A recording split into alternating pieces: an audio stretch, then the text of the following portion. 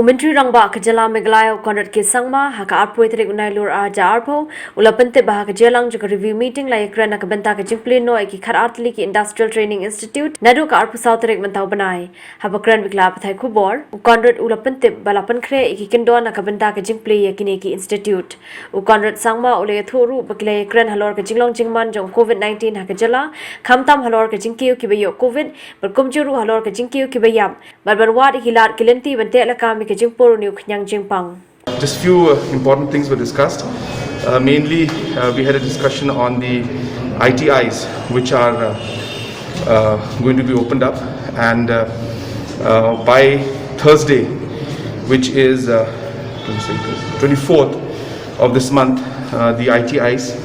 there are 11 plus one is a private one. These 12 will be opened up, so protocols are being made for that. Apart from that, we also reviewed the different scenarios and different situations, especially regarding the recovery rate, regarding the death rate, also certain areas where we thought that the numbers were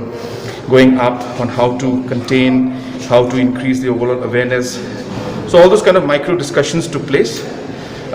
So it's like a general review, but the review of the overall situation of COVID throughout the state was taken.